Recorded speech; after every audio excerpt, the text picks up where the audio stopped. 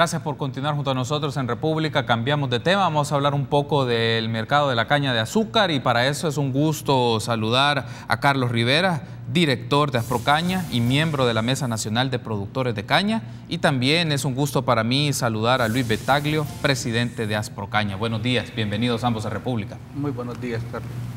Buenos días, Carlos. Un saludo a tu teleaudiencia y aquí estamos para aclararle conceptos a la población. Y ese es uno de los aspectos con los cuales me gustaría que iniciamos, Carlos, y luego tener la apreciación suya, Luis, es seguramente los amigos y amigas de la audiencia identifican aspectos del azúcar, de la caña, de la producción, pero me gustaría tener desde su perspectiva la configuración de este mercado y el tema de la distribución de los ingresos. Eso es un aspecto para que la audiencia conozca cómo está configurado actualmente el mercado de la caña y el tema del azúcar. Es decir, cómo está configurado el mercado y cuál es la participación de ustedes como productores en esa lógica del mercado de la caña. Perfecto, Carlos.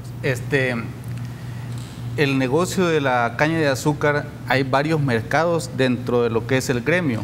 Está el mercado de la caña de azúcar, que es lo que los productores de caña le venden a los ingenios azucareros, y está el mercado del azúcar en sí, que es lo que los ingenios a través de su distribuidora Dizúcar le vende a los industriales, al consumidor final, y también lo que se exporta a los mercados preferenciales y el mercado mundial. La configuración es así. De los mercados que existen tres mercados principalmente, si me permitís. A ver, sí. Existen tres mercados. El mercado interno más o menos es el 36% de lo que se vende, del 100% de azúcar que se produce. El mercado preferencial anda más o menos por un 10%. Y el mercado mundial anda por un 55, más o menos 55%. Los mercados que le generan utilidades al negocio son el mercado interno y el mercado preferencial. ¿Por qué? En el mercado interno el precio del azúcar que Dizúcar le vende a los industriales y a los consumidores es de $33.50 por quintal, $33.50 por quintal. En el mercado mundial, en el mercado americano, perdón, anda por $25, $27 más o menos por quintal, y en el mercado mundial que en estos momentos está a $12 por quintal. El costo de producción de un quintal de azúcar anda más o menos $18, $19 por quintal. ¿Qué significa esto? Mercado interno y mercado preferencial generan utilidades, pero el mercado mundial está generando pérdidas. Como lo vimos en la gráfica anterior, un 56% del azúcar que vendemos al exterior genera pérdidas. ¿Cómo se distribuyen los ingresos? La ley de la agroindustria azucarera establece que el 54.5% de los ingresos lo recibe el productor de caña y el 45.5% lo reciben los ingenios azucareros. Cualquiera podría decir, los cañeros reciben más que los ingenios, por lo cual deberían de estar mejor. Realmente no es así.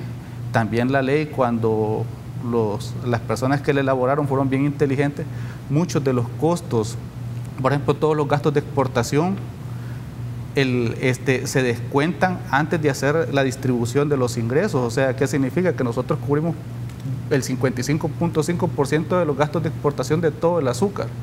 Además, Dizúcar descuenta más o menos $6.50 por quintal, que es un descuento que le da a los industriales y también lo descuenta antes. O sea, los productores de caña también absorben esos costos de comercialización.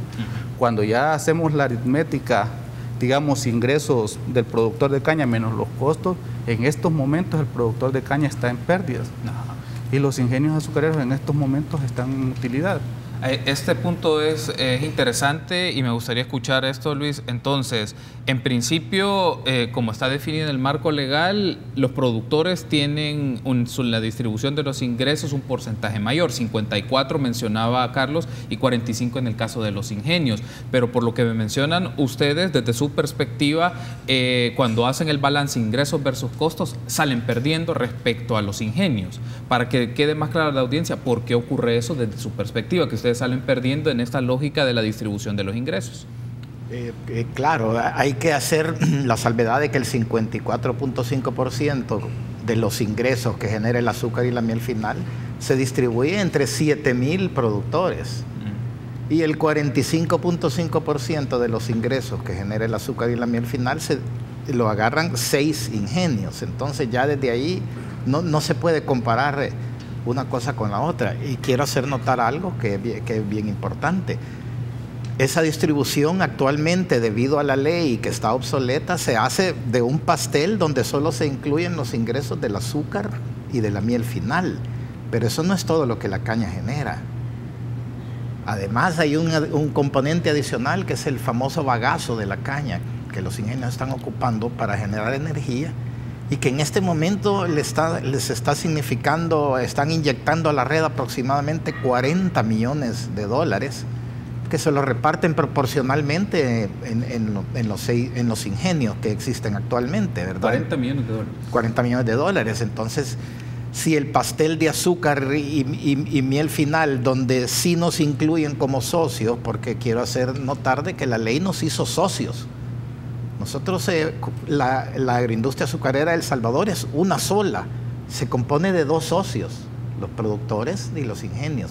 Eso no se da en otros países. Por ejemplo, Guatemala, productores e ingenios son los mismos. Los ingenios son dueños de la tierra. En El Salvador no. Aquí hubo problemas, hasta guerra hubo. Se privatizaron. Primero se nacionalizaron ingenios, luego se privatizaron.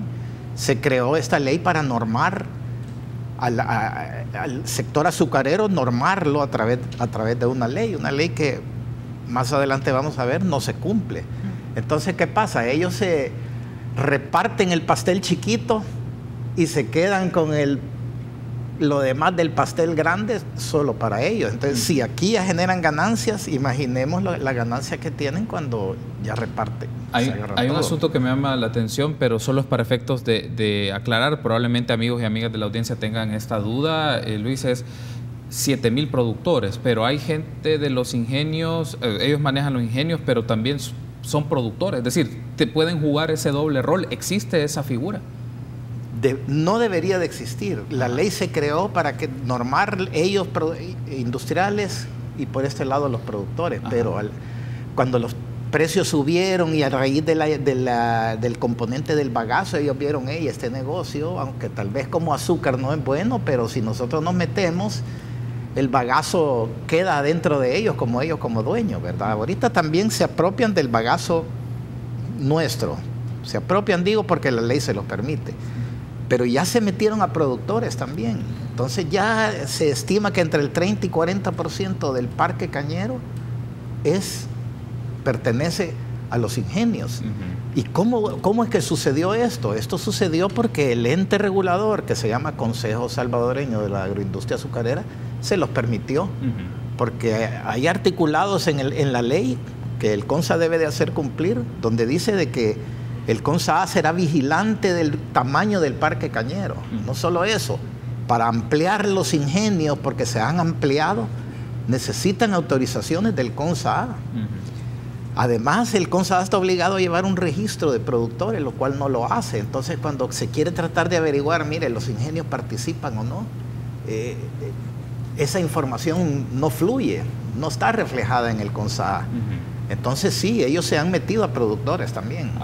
Y a la luz de esto, entonces, Carlos, la sospecha, y como lo han mencionado ustedes, la sospecha que genera entonces como una configuración, no sé si decir oligopólica, pero en donde si los ingenios tienen una parte dentro de este mercado de la agroindustria del azúcar, pero también están involucradas en la producción, están jugando a doble banda, por lo que he interpretado, pero me gustaría que me lo ampliara un poco más y en función de qué pruebas o qué evidencia disponen ustedes para mencionar que gente de los ingenios también son productores y, digámoslo así, también no solo son parte del 45%, también son parte entonces de ese 54.5%. Te lo ampliaría un poco más todavía. Ajá. Los ingenios en la cadena de valor tiene como 5 eslabones. Ajá.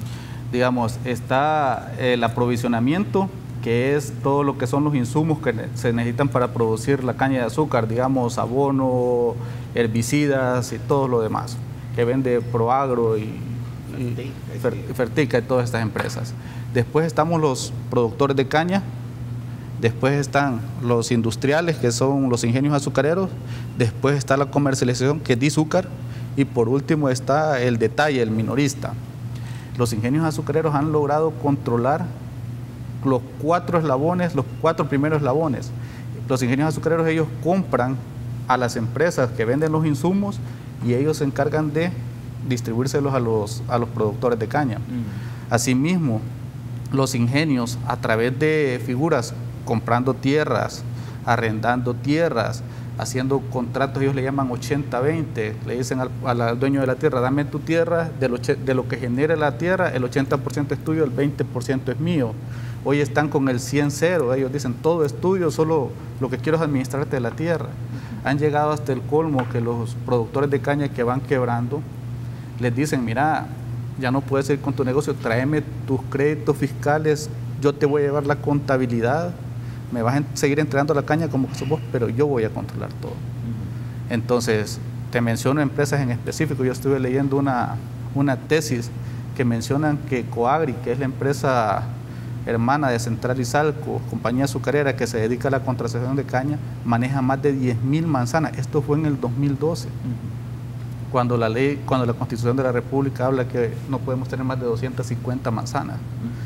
O sea, estamos hablando que si en el país existen 120.000 manzanas de caña sembradas y ellos manejan un 40%, estamos hablando que ellos, los ingenios azucareros en conjunto están manejando más de 50.000 manzanas de caña.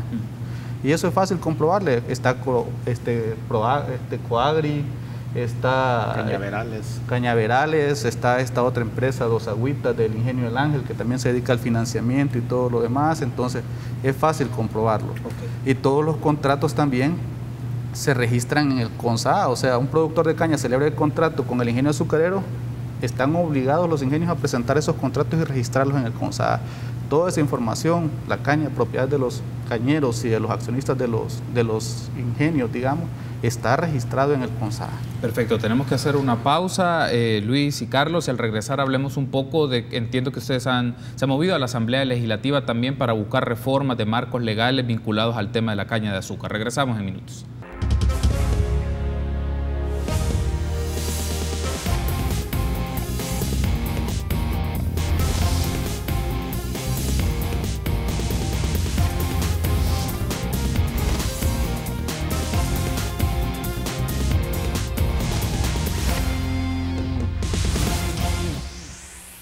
Gracias por continuar junto a nosotros en República. Seguimos platicando con Luis Betaglio y Carlos Rivera, ambos de la Mesa Nacional de Productores de Caña y de Asprocaña.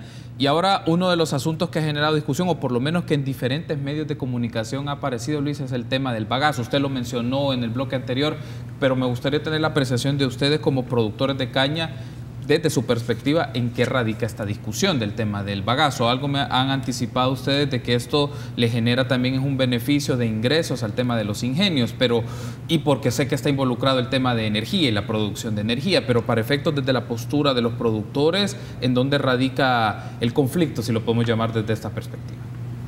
Cómo no, Carlos, y este tema me gusta porque me ha tocado en varias entrevistas, incluso en el diario, explicarlo, miren, al pueblo salvadoreño, a los cañeros que nos escuchan, a los diputados, a todo el mundo. El bagazo se produce en el campo. El bagazo no lo producen los ingenios. Se produce en el campo, nosotros lo abonamos, lo limpiamos, lo cortamos, lo cargamos en los camiones y lo transportamos hasta el ingenio. O sea, estamos entregando nuestra materia prima en el ingenio. Y esta materia prima tiene 3 componentes económicos importantes. Uno es el azúcar, otro es la miel final y el tercero es el bagazo. En este momento, debido a que la ley se creó en el año 2001, en ese momento el bagazo tal vez era como estorbo para algunos ingenios, porque son cantidades de bagazo los que salen. La tercera parte de la caña de azúcar la compone el bagazo. Quiere decir que de 7 millones de toneladas de caña que se producen, más de 2 millones de toneladas son de bagazo. La tecnología cambió, las calderas se hicieron más eficientes, los ingenios invirtieron, hay que reconocer que invirtieron. Y ahora el bagazo es como comprar gasolina, o sea, como comprar búnker para generar energía, ¿verdad? Ellos la queman en las calderas generan vapor, el vapor mueve los turbogeneradores, se crea energía y la inyectan a la red. Entonces, es un componente muy importante, como mencionamos anteriormente. Solo lo que inyectan a la red son 40 millones de dólares. Pero además de eso, ellos se ahorran la energía que antes tenían que comprar para producir el azúcar y la miel final que ahora conocemos. Entonces, la petición que hacemos ahora, ya que la ley originalmente nos hizo socios, ellos no nos compran la caña como argumentan, mira, yo les compro la caña y ya va incluido el bagazo. No, hay una compra, pero ¿cuál es el precio? El precio es el importante, no que ellos compran la caña. El precio lo dicta la ley. Y la ley dice, distribuyan los ingresos del azúcar y la miel final. ¿Qué queremos el cambio que estamos promoviendo? Que diga, distribuyan el azúcar, la melaza y lo que generen los subproductos de la caña. En otros países se están haciendo otras cosas también. Se está haciendo papel, se está haciendo,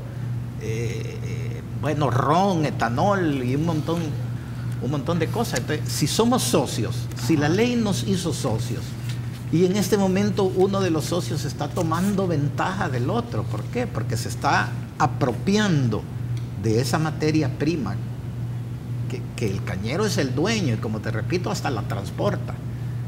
Y el ingenio no le está dando absolutamente ni un centavo al productor. Entonces hay figuras que dicen de que es un enriquecimiento injustificado, una apropiación indebida, porque no están compensando. Está sucediendo un cambio de dueño, pero ellos no están dando ninguna compensación económica. Por lo tanto, hemos presentado piezas en la Asamblea Legislativa, está en la Comisión Agropecuaria desde hace 2 años, pero todavía no ha logrado bajar de ahí.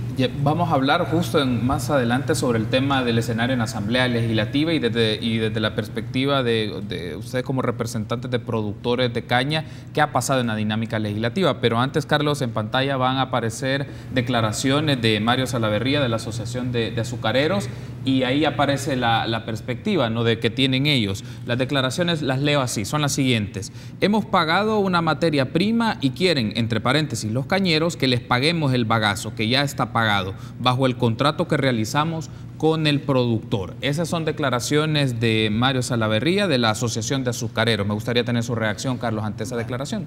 Mira, el licenciado Salaverría, él es un empleado de los ingenios azucareros en la Asociación Azucarera, por lo cual va a defender sus intereses, digamos, a capa y espada, como lo decimos. La ley de la agroindustria azucarera establece, regula todo, la producción, la comercialización del azúcar, y regula hasta la contratación de la caña de azúcar. Ahí menciona cuáles son todos los requisitos que hay que cumplir para contratar la caña. Cuando se celebra el contrato de caña de azúcar, el productor de caña se compromete a entregarle al ingenio una X cantidad de caña de azúcar. Pero a diferencia de otros tipos de contratos, queda pendiente el precio al cual se le va a pagar la caña de azúcar. Y eso es una fórmula la que existe. Sí.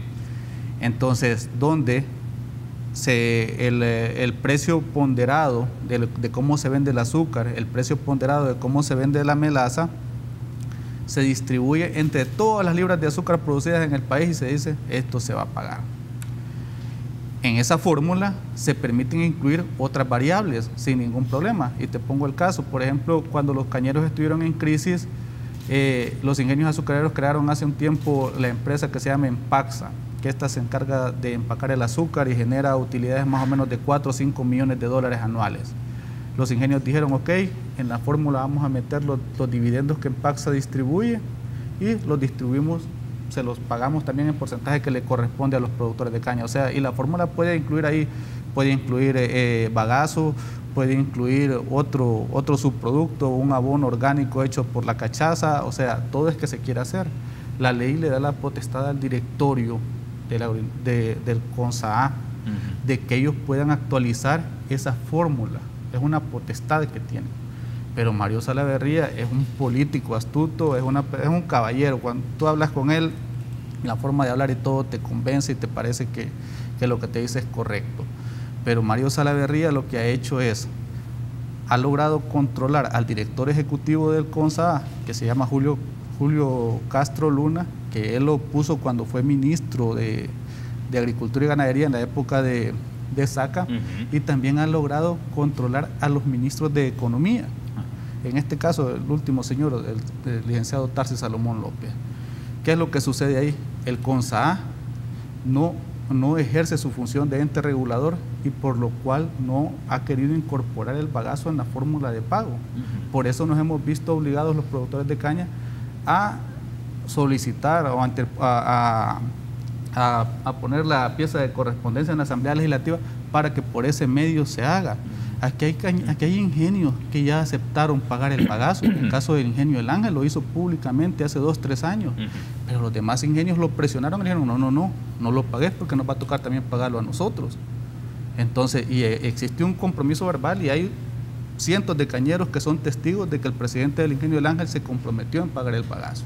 O sea, los cañeros tienen derecho a ese ingreso. Y si tú me permites, para que tengamos una idea que no es nada despreciable, a esta fecha, desde que los ingenios empezaron a generar, han recibido cerca de 386 millones de dólares solo de la generación de energía eléctrica. 386 millones de dólares. Estamos hablando desde que ellos empezaron a generar. Algunos empezaron en el 2002, otros en el 2006, otros en el 2002. En 16 años. Sí, para que sepa, para los números, en 16 años. Compañía Azucarera Salvadoreña, CASA, ha recibido más de 185 millones de dólares. Ingenio Chaparrastique ha recibido más de 57 millones de dólares.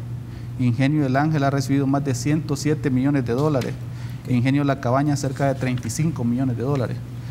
¿Qué significa esto? O sea, es un ingreso que no es nada despreciable y solo porque en aquel momento no se incorporó en la ley, aunque implícitamente el espíritu de la ley sí lo contempla, pero ellos dicen, como no dice específicamente en la ley que el bagazo va incluido, no lo pagamos. Ok, tengo que hacer una pausa, pero al regresar me gustaría que hablemos un poco del escenario legislativo y también en toda esta dinámica que me han explicado Luis y Carlos, cómo queda el Ministerio de Economía en esto. Me gustaría tener su apreciación sobre ello. Regresamos en minutos.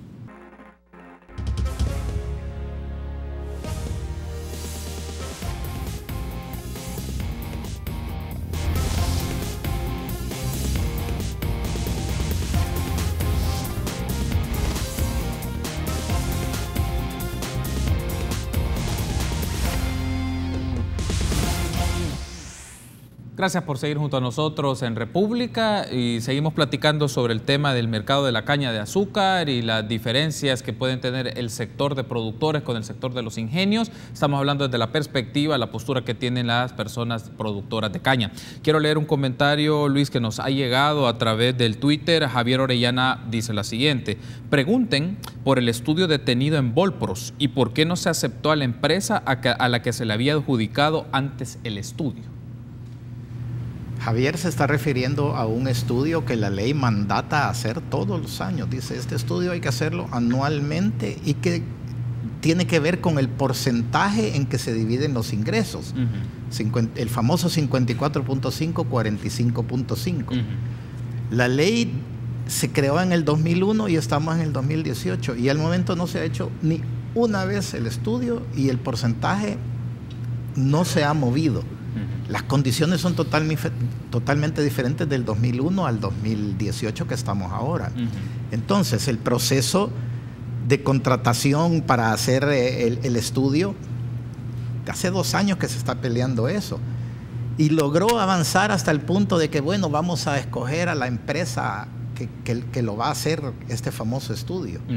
Los ingenios insistieron en que 2 empresas que son conocidas, pero que la relación que existe es solo con ellos, los productores. Con los ingenios. Con los ingenios. Sí. Y propusieron que ellos hagan este estudio. Entonces los productores nos sentimos un poco sospechosos, ¿verdad? Preferimos enviar el proceso a la bolsa, al Volproes. Sí. Te quiero decir que si el atraso ha sido de 17 años y de repente la urgencia de que por qué no lo hacemos ahorita y con esta gente, ¿por qué? Pues si ya se tardó 17 años, que se tarde lo suficiente para que la cosa sea transparente. Queremos la transparencia en esto, y si son empresas que son solo afines a los ingenios, también después van a haber dudas sobre este famoso estudio. Hay un rumor de que ya se adjudicó en el CONSAA para que una empresa haga esto, pero te quiero decir que el actual CONSAA que existe, donde supuestamente están representados los ingenios y los productores, en realidad el sector productor que quedó escogido ahí no representa a los productores. Fue una estrategia y una cosa que hicieron en la elección en noviembre para lograr que las personas que representan a los productores ahí en realidad son gente que está afín a los ingenios.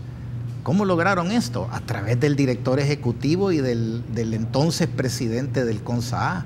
Mira, yo iba de candidato para participar, para representar a los productores. Me negaron el derecho porque dijeron que yo no tenía un contrato con los ingenios, pero el contrato es potestad de ellos de dármelo. Entonces, como yo he sido una persona que ha insistido y que el bagazo, soy incómodo para ellos. Entonces, viene el ingenio al que yo le he entregado por 25 años y me niega el contrato justo en el momento donde había que hacer la elección. Que esa chanchullada, se fueron a elecciones solo con estas personas que quedaron. Pero no les bastó eso, sino que para tratar de hacer representativa la elección, empezaron a hacer poderes que los mismos técnicos de los ingenios fueron a donde los productores a decirle, mira, firmame este poder para que yo te represente en la votación. Y todo esto está cuestionado. La Secretaría de Transparencia está a punto de emitir un estudio que hizo de la elección, y la conclusión a la que llegaron es de que hubo manoseo en esa elección. Y está señalado el actual director ejecutivo y el presidente del CONSAA, que acaba de ser destituido. Esta persona, solo para efectos de claridad, del CONSAA, el director es nombrado por... El ministro de Economía nombra, y él, son 4 votos, uno de productores, uno de ingenios, el Ministerio de Agricultura tiene un voto, y el Ministerio de Economía tiene un voto que vale doble.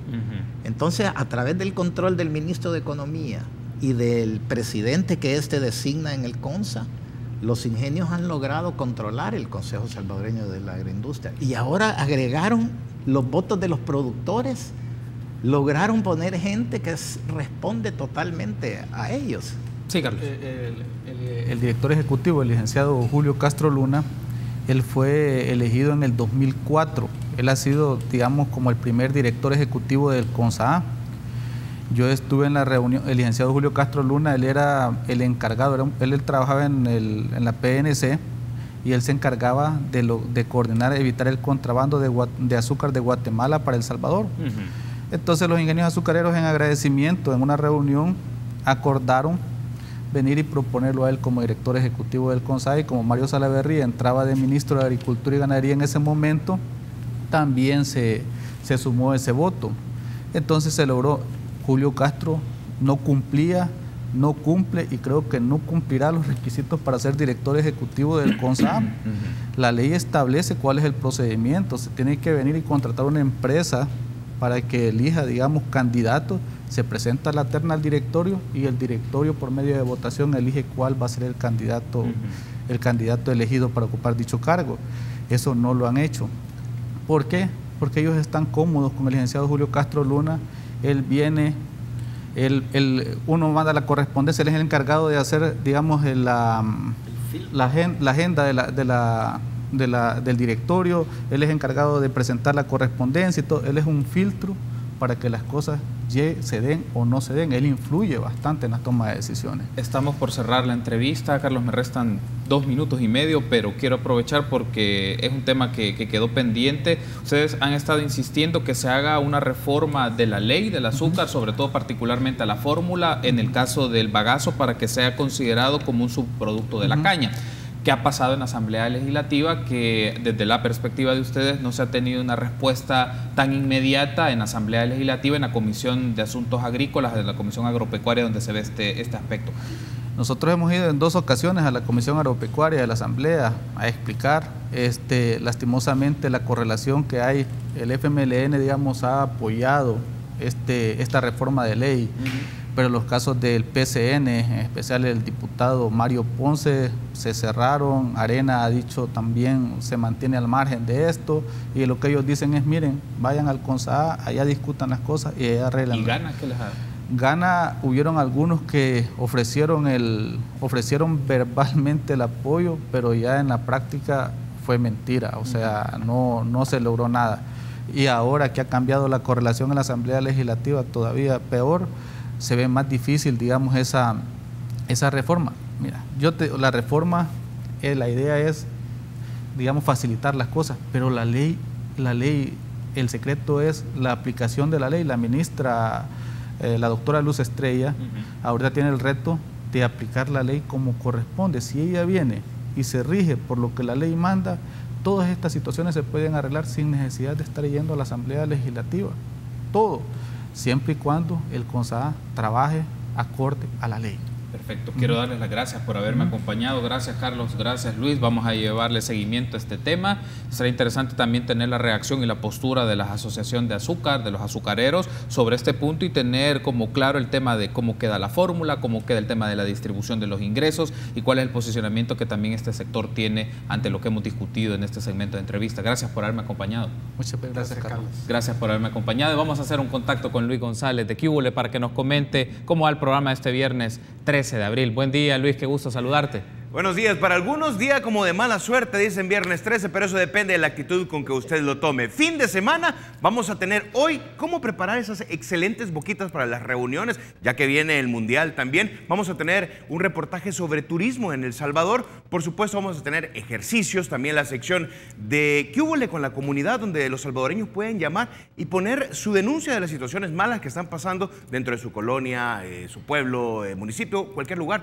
que lo pueda afectar. Y muchísimas diversiones y locuras acá al estilo de QVL Magazine. Excelente, Luis. Entonces, éxitos en el programa. Saludos a todo el equipo. Un buen fin de semana para todos. Igualmente para ti. Bueno, excelente. Gracias por haberme acompañado y a ustedes, amigos. Nos vemos el próximo lunes, 6:30.